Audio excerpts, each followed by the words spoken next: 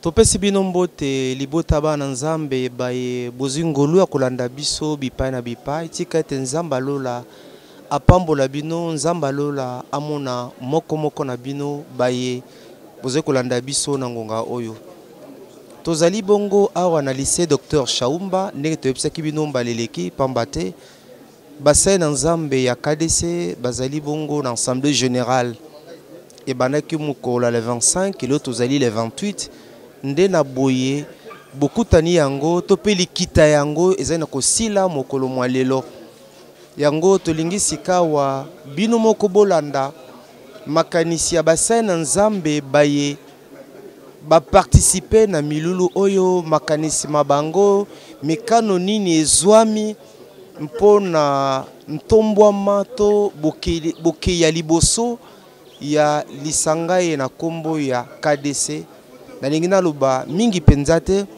na tiki bino seka bolanda makanisi ya bato na nzambe moko na moko azwa mayele moko na moko oya kolanda ezala pe sujet de prière mpoete boyebi posa na satana ezali ya kopanza posa na satana ezali ya kobebisa posa na satana ezali ya kolongola bato posa na losambo yango na sengi na yo ndeko kozali kolanda biso bipai na bipai. Est-ce que bonde la kapona pasteur na yo? Est-ce que bonde la kapona lingomba na yo tolanda? Bon, pour ça n'angezali vraiment était toujours sa communauté na légalité et na légitimité. Parce que situation actuelle tout ça nous sommes en train d'être gérés par un comité d'imposition. C'est pas un comité que l'Assemblée générale a produit.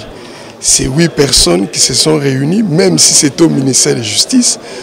Nous avons des textes de la communauté notariée. Alors, si nos textes ne sont pas frappés, c'est-à-dire que nous devons être conduits selon nos textes. Alors donc, il faut ramener les choses dans la légalité. Le droit légal des membres effectifs de se choisir eux-mêmes leur responsable a été confisqué par une portion des hommes. Donc pour moi aujourd'hui, la KDC est sous agression.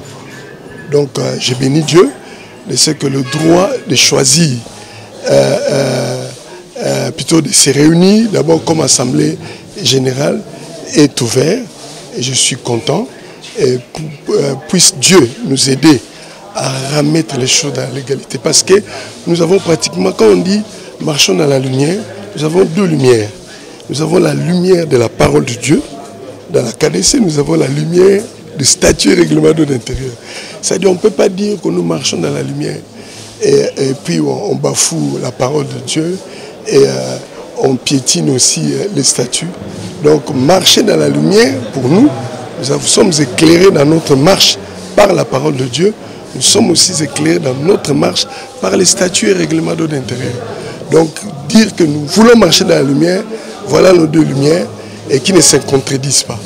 Que Dieu bénisse la 37e KDC. Nazane sengo ya makashi. Pona milulu oyo tomona ngo kala. Communauté na biso toutaki diabula ngai ko kabola biso bana KDC. Mokili bazolo baza indivisible. Bayibi yango nde pa na biso. L'unité ndezali symbole héritage Christ atikela ke biso. Alibo za uni. Alors esengo nanga parce que unité yango eza maloba te mais emonani. Biso nyonso toza uni et il y a longtemps des années assemblée générale des Alaraté. D'abord félicitations pour la réussite mais le coup la mopandisa mona na nzambe mosala na nzambe na des contributions par les médias bande ko so ba bino ozali illégal bozali légitime et bino bozala ndekisate baye awa pona ba élection boye mais moi moto eza na cesse makasi mingi penza lobi bon ba rumeur eza na raté. Naza pasteur d'une église locale, ce n'est pas tout le monde qui m'aime. Mais pour Nanga, il y a un pasteur. C'est Jésus qui va gagner. C'est Jésus qui va gagner. Nous avons un témoignage. biso nyonso toza na équipe wana moto moko te baponaki mais tozali fruit ya protocole d'accord ministère ya justice nde azali parrain ya baéglise tozaloba na devant etando monene baautorité nyonso bazali komona ministère ya justice nde azali parrain na biso na place kokoso ezali protocole d'accord esangisaka protocole d'accord wana cela n'était pas imposé na ministère ya justice ezali biso na biso bana KDC toyokani tosala protocole d'accord topona baoyo bakotambwisa moma oyo mpona tozongisa lingomba na bomoko 2 ans yango pesi esalami bomoko yango toidentifie bamembre effectif et le reste après. Mais qu'est-ce qui fait que baninga na bino basali balobi bino te bozali illégal bazondima bino te baye awa na tembe mpenza nga nayebi na nga te ye moto olobi yango nga nayoki yango te moto ya liboso akoyoka ye eza epa na ye lokwa yo ozali journaliste oyokaka oza na matoi ebele nga nayoki yango te mais nayebi kaka ke lokola biso nyonso tozali na ADN moko KDC yesu nanu tobongola mitema nous sommes tout d'abord des chrétiens avant ozala bapasteur mpe tozali KDC papa Max nga na KDC c'est depuis 16 ans ntabatisanga na mai ya libatisi wana papa Vernon papa Blue balabone bandaka kutu nanu te donc nakoli awa na KDC lelo nazokende dans quelques mois nakokoma na 60 ans d'âge na KDC biso oza bana KDC tomela mabele te non biso omela mabele biso omela biberon te biso okoli na mabele ça c'est oyo eza crise te oyo esalama nayebi nyonso même statut tozosalela lelo ezali fruit ya protocole d'accord papa na mokuse kimia ekokota. Alors comment kobima la situation je reviens sur ma question assemblée oyo yango wana tobengisa assemblée nakozonga mpe kaka awa nakoyebisa nayebisaki yo tozongi na bomoko to marche ensemble. Alors nini koyebisa na bandeko na bino basala na nzambe bazobenga bino te bozali illégal? Non, ce sont nos frères, ils ont raison de le dire. On a raison à Kolobango. Hein? Baza libre, mais je sais que ce sont nos frères. Toliaka ensemble, nous sommes ensemble, Assemblée générale, et bien on peut s'éclaircissement. Tout le monde a langage moko, car d'ici fin de semaine. Non, merci Mingi. Nalingi peut-être que le balisusu que sika ba nzambe basangani, nzambe azali. Bon, tout ça qui mingi va utiliser boigna la sagesse pour ceux qui bisonioso to utiliser sagesse mayanga ina biso ekoneka malamu. Voilà et donc on a vu encourager te moko na moko azane kenge ya kosaye la boigna na maloba na ndenge ya échange pour que na suka ya mayanga ina biso mutu nyonso asepela. Limisa moto na nzambe kasi na sese mwa nyongo ezali makasi kobenga ezali mwa makasi tolilo kopesa na basala na nzambe akadiso bazali bana na bino makati ya sese.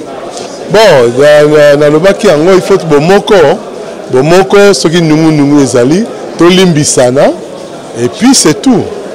Il y a pas longtemps touti ko célébrer Pâques ezali ko lakisa fête ya bolimbisi. Donc, Yesu asekwi pour être biso oyo ye alimbisi to se kwa pe longo na ye. Donc, to limbisana, to bosana oyo nyonso lekaki, siko totala liboso.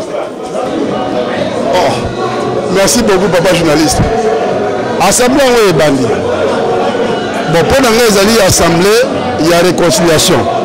Ce qui sagesse ba biso ezali, on peut se réconcilier, c'est possible. Ce qui sagesse réalité, on va encore tuer davantage. Quand c'est comme matato kita na réunion. Donc pour moi là, la Monica ceux qui te yokani malam, moi sagesse ali, on peut arranger, on va continuer à aller ensemble. Pourquoi ça peut insister na boyokana? Pourquoi ça insister na parce que makambo ezali. Makambo nini?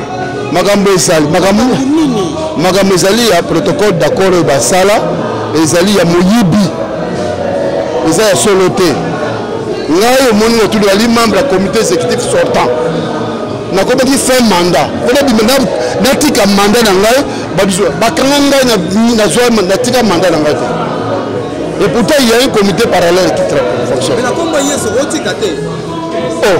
qu'est-ce que vous avez dit nous l'assemblée ibesika botika na tiki officiellement comme ça on soit mazui na ye vous me bloquez bite kotika te kotia te na ça na tiki pété maintenant que toyebo ce qui moi qui mezali moi ma service ali au moins quand to bongisi pe ali makabete malam aluna ko senga na bazai ko kamba yango bao kamba yango assemblée générale ba fa membre effectif parce que bao kamba yango bazai illégal bazai illégitime de terme illégitime illégal maintenant ce qu'on dit pourquoi ba passer baye ba membre effectif baye ba ko sala ke plus bongisa makambo ke malam.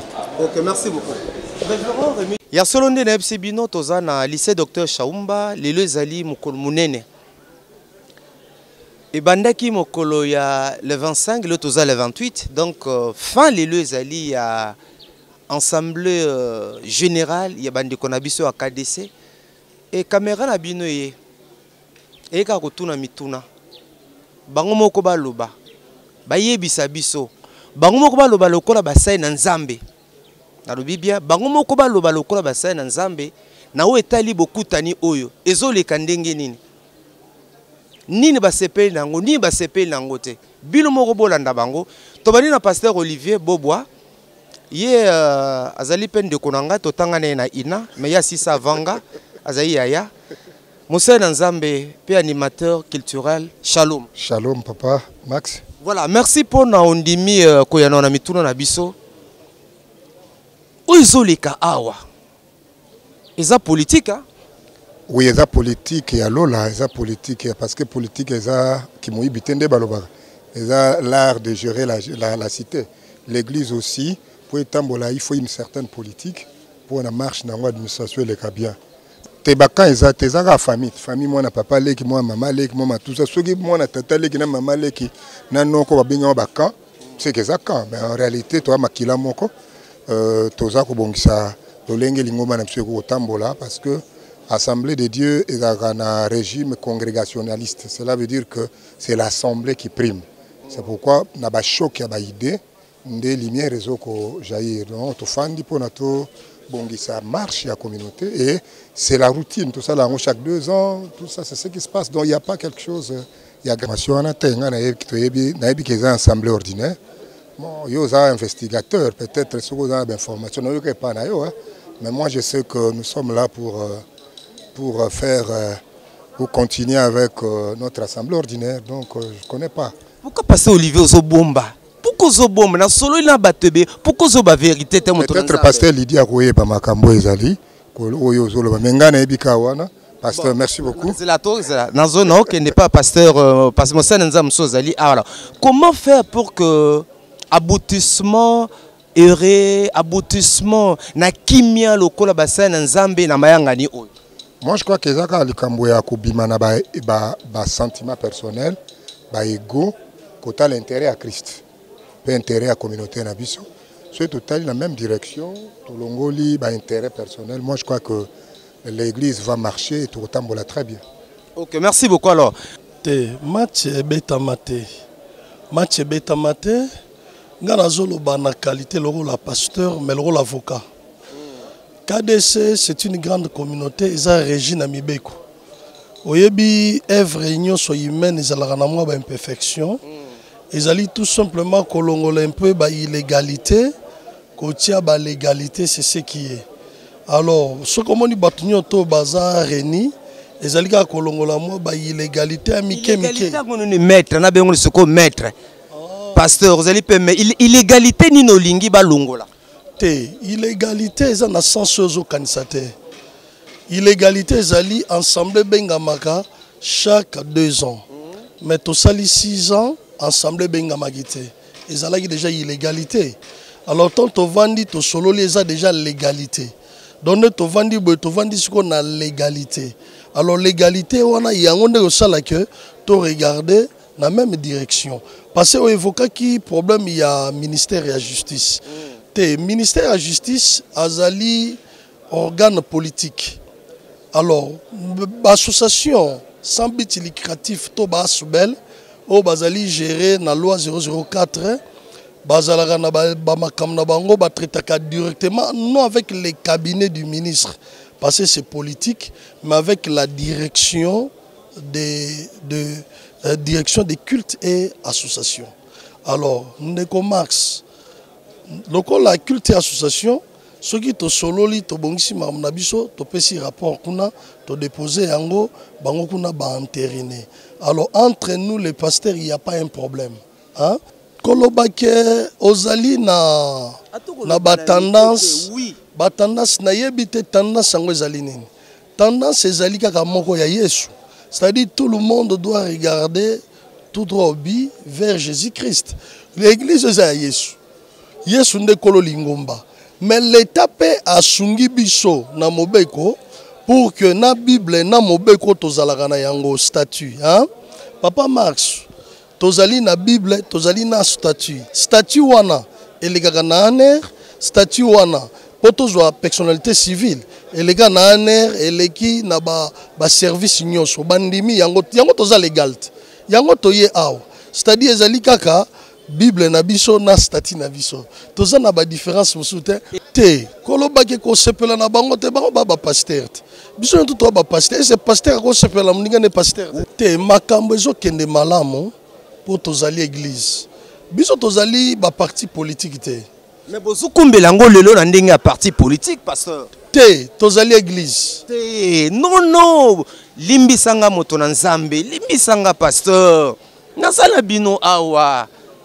kaka po na oyi koloba te mais l'impression que nous avons ici ba tendance ezali on dirait c'est comme s'il y avait des consignes qui ont été données te consignes ezali te tozali omoni KDC tozali na ba tata to bengaka ba père de l'église tozali na ba pionnier ya lingomba toza na ba tata alors entre ba tata na bana to sololaka kaka lingomba ya nzambe tambolaka malamu kaka na lisolo po tozali na vision moko alors nde tovandi boye toye kobongisa makambo na biso na kimia na kitoko soki bato bapesi yo ba information keza na ba tendance ali te c'est-à-dire quoi chaque pasteur azalaka pe na mwa tempérament na ye moso alobaka makasi moso alobaka malembe yango omona même bataille na biso misu milai misu mikuse ezali banini mais ce qui est important ezali awa toyende ko appliquer kaka Biblia na statut na biso ya KDC ezali ko régir biso yango eloko tozo solola isili okanisi et le lezali dernier jour tozali vendredi 28 okanisi et bokosilisa bokutani na kimia et na suka na tobi nkembo lokumu kozonge pa na tata oui basamble na biso yo assiste na basamble belé ezala provinciale ezala général et soka ba pasteur KDC babundi biso to bundaka te soka ezali na communauté ezali respectueux oyo batu bazali honnête bazali sincère batu ba raisonnera bien eza biso KDC nakatoma loba comment expliquer que beaucoup tania bassin en Nzambe et surtout ya KDC la police ezawana c'est déjà un message pourquoi mbila ye wana ba yepo nanini et na beaucoup tani nyonso tu mbala liboso na mona il y a un major qui est là avec deux autres policiers mais déjà c'est un message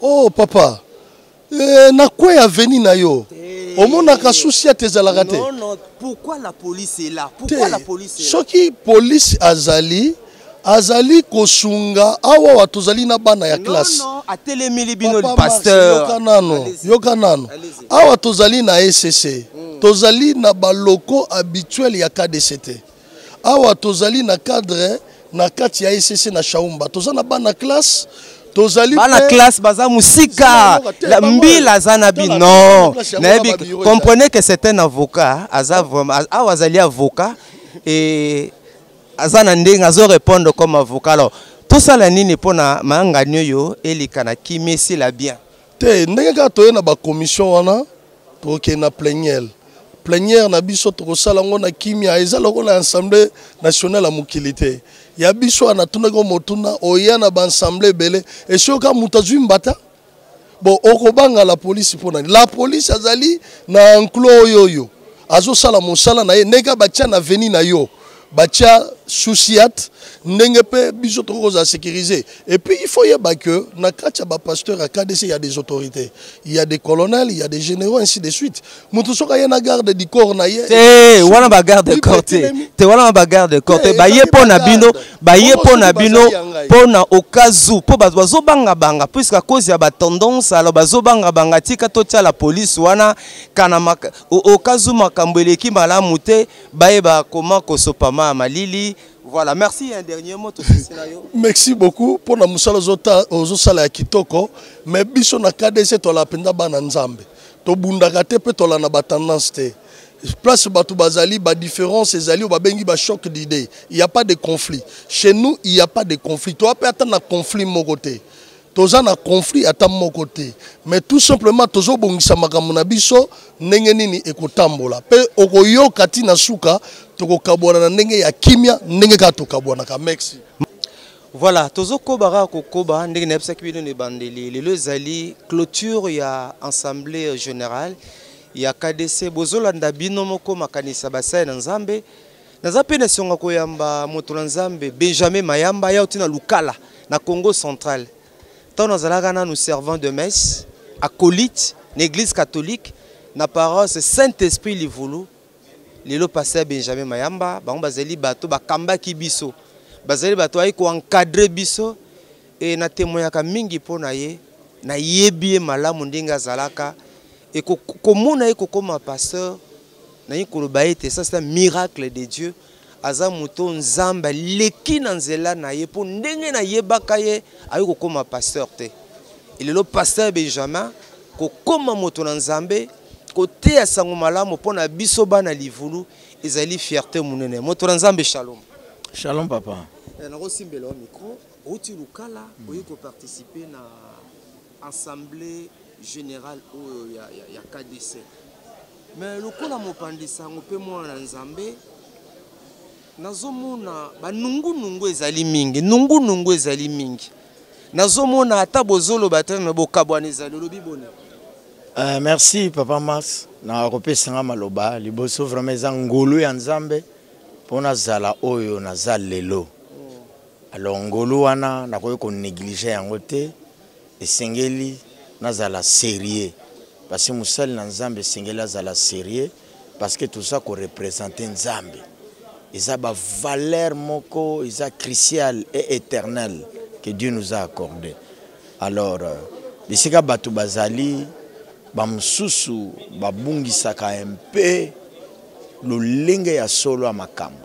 Mais, lokola tozana nzambe, to sambeli, makambo ezana nzela, pe bomoko ezali, pe tozana nzambe, oyo, abenga biso, na kati ya communauté, pe mutu akoki kobebisa eloko ya Nzambe aza te eloko nakoki koloba yango wana mutu akoki kose déraper etali mais Dieu reste Dieu avec ceux-là qui sont fidèles et Dieu marche avec eux. Nino koloba o bazokanisa ete sincérité du cœur eza kati na bino te basala Nzambe.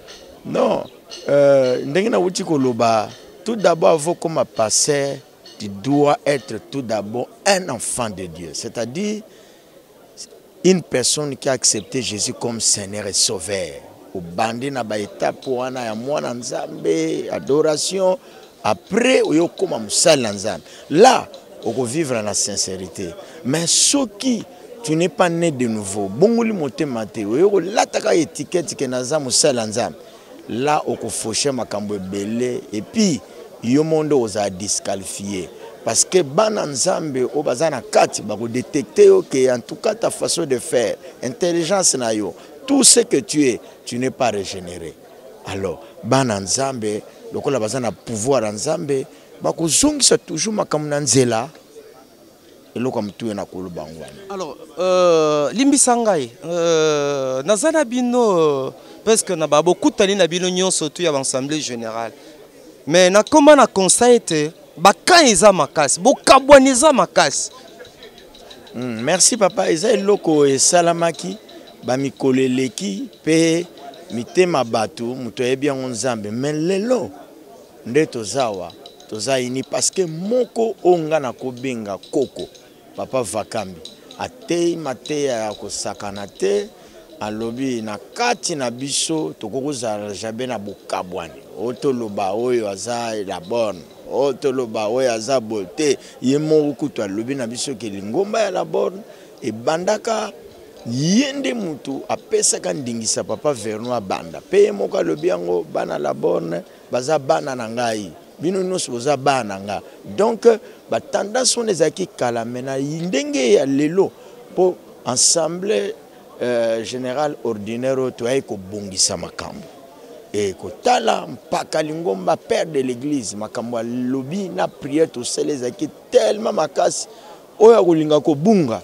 etali mais ba oya Nzamba solo toza bomoko pe divergence wane kozala soste parce que nous sommes une seule famille te yango te wana eza libunga makasi yango te bango baza na mission à 4 ans pour na kovandisa lingomba pe tomoni musala basali tosangana kala tosangani lelo tosali tokosala ba continuer mission na bango kino tokende na maponami après 2 ans nde wana mission na bango ko sila pour le moment muto aza na pouvoir ko arrêter bango azate parce que en réalité oko arrêter muto ba pesi mission comment oko arrêter ndeni donc muto ko arrêter bango azate to sali ensemble bien d'ailleurs na cadre to ye lelo ezamba liboso to ya na ba cadre boy ya kitoko to lie bien to lali alors mission na bango pour le moment basali yango et toujours na deuxième ensemble ozala élective nde tokuya basali pe mission na bango tindenge Nzamba okamba bango donc mutako ko arrêter bango azate wa ça c'est la sincérité moi toli kati na bino basala Nzambe toli no pesa basala Nzambe ezali ke tokeba lingombe za Nzambe et neti nga nazaki mopagano yo pozaki mopagano Nzamba bengi yo alors nous devons travailler avec l'intelligence de Dieu. Nous ne devons pas travailler pour nos intérêts ou bien pour soutenir quelqu'un. Nous sommes là pour l'intérêt du Christ, pour élever Christ et pour faire ce que Dieu veut que nous puissions faire pour sa gloire, pour milimo et big sama.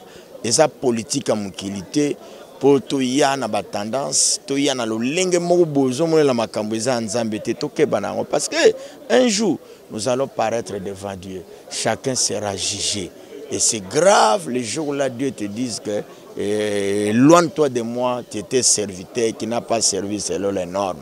Donc c'est le temps na muté ya papa Vakambate, c'est le temps où mutuna mutazo na nzela totonga lingomba tata Nzambe. Voilà, tozoko bakaka na mobombo na biso, tozala moko basana Nzambe, otipe na Sud Kivu. Aiko participer na mangani munene oyo basana Nzambe KDC, moto Nzambe shalom. Shalom, shalom journaliste. Boni musana Nzambe na Sud Kivu kuna. Musala na Nzambe zokoba malgré état ya mboka na côté ya est mais Nzambe azo sala ngolu. Nzambe azo sala ngolu c'est l'essentiel. Au participe d'autres toi na clôture hein. Il y a assemblée générale oyo. Ni no sepeli nango te. On a sepeli nango te. Bon nakanisi ngala lengena banda na on sepeli nango. On sepeli nango te. Kozala mo pasi parce que ngana sepeli na makambo mo ebele. Ni no sepeli nango. On a sepeli nango na ndenge nanu assemblée o esangisi basali Nzambe ko uta partout na république. Na ba province nyonso na ba coin reculé hein tel que Chabunda par exemple pour na kokoma awa eza pasi. Mais basali Nzambe basali effort baya na assemblée oyo. Et c'est pelisinga ce sont des moments ba retrouvailles, ba moment oyo basali Nzambe belé penza, je crois que eza parmi ba assemblée générale ordinaire o basali Nzambe ba yebelé. Hein, au moni retrouvailles on a pe sengwa kukuta na en famille malgré que ndenge otuna kini na sepela ngote, il arrive des fois moi ba discussion ko kyozala po nza milulu ya kosola pona musala Nzambe okende liboso. Alors, et c'est Pelsinga Makasi, comment on a une ambiance ezalaki na kati. Batan ya mabondeli, batan ya mate ya otoyoki, eza ya Sengo Makasi. esengo makasi nzamba za lokumu okanisi te bokosilisa bien tosilisa bien naza na kondima wana po nzambe oyo tobandaki kobondela ye uto ebandeli kino ndenge makambo ezokoba tokosilisa malamu. Alors nino koyebisa na bandeko bazolanda basala nzamba bazolanda yo baparticipe na bandeko mpe bazokamba na basala nzambe oyo bazolanda baoyo nyonso mpe baparticipe na milulu oyo nakoki koloba kaka eloko moko koloba awa na mokili mwa ba difficulté ezalaka et surtout musala nzambe ebundisamaka monguna satana kosepela te ke musala ekende liboso mais elongo na nkolo elonga ezali po yesu asi alonga donc tozala na elikia wana pe communauté ya 37e KDC ekokende liboso totia elikia pa na nkolo motema bolingo wana eumela pe makambo ekende malamu te wana ezalaki te kala ezali pasteur na yebi makambo na zolo ba pasteur ezali te wana ezali te omoni na kati ya famille omoni soki milangi efandi esika moko ezangaka te mwa bakwaki mike mais o wana eza eloko ko brandir te ezalaki mais ya minimisable esprit oyo toyoki po omoni toza basala nzambe maloba nzambe yaka kozongisa mitema makanisi esika moko o wana nde eloko na encourager pe na sepeli makasi. Mwa Swahili tunashukuru Mungu kwa Assemblée Générale ambayo tulikuwa nayo hapa Kinshasa. Nafurahi kuona batumisha Mungu toka ma province yote hata kuma kwenye kuwa reculer batumisha Mungu balitoka de par-ci par-là na tunakutana ni furaha kubwa. Ilikuwa assemblée ambayo ilireunir watumishi wa Mungu kutoka mahali pote ndani ya République Démocratique du Congo na ile ilikuwa ni furaha na kuko ile hali ya upendo ambao tunataka kuunganisha na communauté tunaendelea mbele. Mungu apewe sifa. Asante sana ndugu. Tunashukuru, Mungu awabariki. Pasteur Trésor Sangoboni. Sango malamu Papa Max. Voilà, merci kopesanga kondima micro oyo. Boni milulu ya Assemblée Générale oyo. Bon, jusque là, ça va par la grâce du Seigneur. Parce que, nako rappelé Bino, nga naza d'abord intercesseur. Toza awa, toza jouer rôle mibale. D'abord plaider à Dieu pour que tout se passe bien. Et de deux, je suis là comme pasteur titulaire pour nous couper sa paix ba vie nanga na basise na biso. Voilà, je suis content au lobby et surtout au lobby aux alliés intercesseurs. Bazo kamba commission to département ya intercession na tina na milulu oyo mayangani oyo mais constat na sali na solo na mutute mais kane na zolanda na oleka na zoyoka yoka moi baka eza moi mingi apenza pasteur Trésor. Bon, ah non, en tout cas intercesseur azalara neutre. En fait baka oui, vous savez même na kati ya famille ezana bana musu baza à côté ya papa, bana musu baza à côté ya maman. Parce que maman zo sola bien, papa za moins kilo, peut-être dans ce sens-là. Mais je pense que bisonyon so tozo na famille mon corps KDC, moi makamwa mike meki ezanga raté mais jusque là na utu koloba kimi ezana. Alors passer Trésor comme intercesseur Yozana kani, na to que Yozana kani. Nazongi sous question là. Bon, nga nazana kante, nga za mosambili, nazana kante. Je prie pour que la paix soit. Hein? Papa Marx, il y en a qui interviennent les kaki. Je pense que yoza mopayate dans la communauté. Moi makambo amike ezala ki penza ya makasi crise ezala ki makasi na kati ya communauté. Dieu merci parce que occasion monani to sangana lisusu boye to solo là. Yango, ce qui est intercesseur n'a pas si position là, c'est grave. Donc nous prions pour que Kimia et Zonga vraiment nakati ya famille nabiso ensemble de Dieu. Moi bokabone kota kito bimisengo libanda afin que tous on na vie ensemble. Donc je suis là pour tout le monde. Non, papa Max, eza na réalité moko essengel te comprendre déjà que ndongo lobi biso tozali lumière, biso toza mungu essengel to pesa goût. Ce qui est vrai. Satana kindaka te place oyo batune bazali hein. Donc Satana yaka place oyo bana ya nzambe baza. Lokola l'ensemble de Dieu eza lisanga ya bana ya nzambe ya solo oyo baza na doctrine ya malamu oyo bakendaka te ko tolérer makambo mabe eza bisika o Satana zoluka po semer oyo ye pona ko créer division mais tozondima ke na Yesu nyonso kozala malamu. Voilà, merci parce que peut si précision malamu que oyoki. Bon, jusque-là, touti na ba travail à commission. Likanisi wana, c'est la plénière. Parce que dans 5 minutes, quand on a plénière, c'est de là que le pasteur vont décider. Wana. En tout cas, jusque-là, je me réserve. Est-ce que bureau y a crise à continuer à arrêter? Toute équipe à Siekoya, en tout cas, là, je me réserve. Tous on a plénière, volonté. Mais moi, point de vue, non, peut quand même, pasteur Trésor, point de vue, point de vue, dans côté à Kimia était intercesseur. Je prie pour la paix, je prie pour la réconciliation, je prie pour ça. En tout cas, point de vue, tous à la pensée moko, tous à la volonté moko pour nous faire avancer l'église. Bon moko, l'unité est une force. L'unité est une force. Papa Max, na epsa kiyo na début, puis na fin. Jésus va gagner. La KDC est une grande force. Moi, je suis un expert en missiologie. Sans orgueil. Je suis passé temps dans mingi ko yekola, na boyaka ko la pasteur. Mais c'est Dieu qui m'avait dit de rentrer dans ces pays.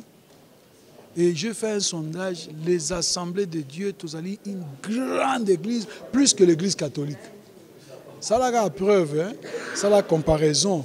Na commune Nabino, l'église a KDCZ belé ko le paroisse catholique. Nous implantons des églises sur le pic, mais là il n'y a pas des églises catholiques. Satan ande mutangaka bouger ningana, anigisa bébé KDC, mais Dieu soit glorifié. Sentiment n'angezali, l'unité était là et kotilisusu. Voilà un peu l'impression n'angai. On a eu ça que toyokaki que ba tendance c'est qui mi balé. Mais yo moko moni na miso, au participer pe. Est-ce que ba tendance c'est ça lisusu? Tendance c'est bon qui peut être éclaircissement. Et c'est ngonanga parce que biso nso to comme na langage bo moko. Liboso to zongi matondo panzambe. Poteyende azali maître de temps de circonstances. Omoni na makamunyo seleki na KDC banda 2017 bitumbezaki makasi. Communauté zalaki penza na crise to bengi une crise grave. Menzamba songi biso ba eko sala protocole d'accord. Ba eko créer comité exécutif de consensus na commission de conciliation. Pe banda e botamaki bitumba ezalaki makasi. Première réunion ezalaki convocation à conseil d'administration parce que tango comité tango assemblée générale ezalité ezalinde conseil d'administration yango ezali ko kambali ngomba. Conseil d'administration ezali composé ya ba membre ya comité exécutif na ba provinciaux nyos. Biso to bengi saki ba anciens provinciaux na ba nouveaux provinciaux na comité enfin commission de conciliation oyo ezalaki composé de 8 membres na comité exécutif.